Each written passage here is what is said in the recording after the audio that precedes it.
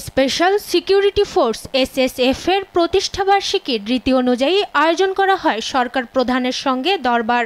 বাহিনীর ৩৯তম প্রতিষ্ঠাবার্ষিকীতে প্রধান উপদেষ্টার দরবারে বক্তব্য রাখেন অন্তর্বর্তী সরকারের প্রধান উপদেষ্টা ডক্টর মোহাম্মদ ইউনূস। জাতির সর্বোচ্চ পর্যায়ে আমাদের প্রস্তুতি এ সময় গেল ১০ মাসে দেশে বিদেশে দক্ষতার সঙ্গে দায়িত্ব পালন করায় এসএসএফ সদস্যদের ধন্যবাদ জানান প্রধান উপদেষ্টা। সেই সঙ্গে ভিআইপি নিরাপত্তা দিতে গিয়ে যাতে জনভোগান্তি না হয় সেদিকে সতর্ক থাকার নির্দেশনা দেন তিনি।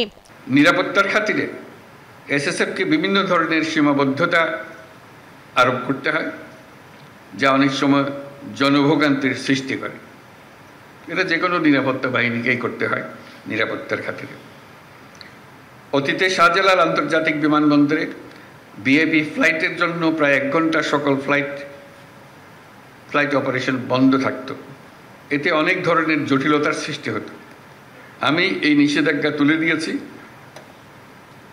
এতে সাধারণ যাত্রীদের ভোগান্তি লাঘব হবে, কিন্তু এসএসএফের দায়িত্ব বেড়ে গিয়েছে।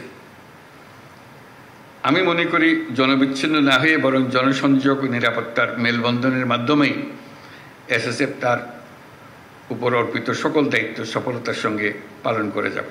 নিজেদের আন্তর্জাতিক মানের দক্ষ করে তোলার পাশাপাশি রাজনৈতিক মতাদর্শের ঊর্ধ্বে উঠে দায়িত্ব পালনের আহ্বান জানান ডক্টর মোহাম্মদ ইউনূস।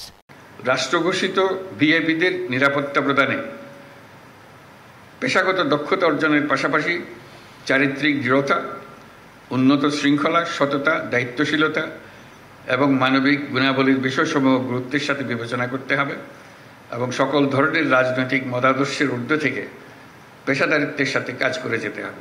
দায়িত্ব পালনে এসএসএফ সদস্যদের জনবিচ্ছিন্ন না হয়ে জনসংযোগ ও নিরাপত্তার মেলবন্ধন নিশ্চিতের তাগিদ দেন প্রধান উপদেষ্টা। এই বাহিনীর প্রত্যেক সদস্যের পেশাদারিত্ব ও আন্তরিকতার মাধ্যমে এসএসএফ এর উত্তরোত্তর উন্নতি অব্যাহত থাকবে। মাকদুরা মিতি, দেশ টিভি, ঢাকা।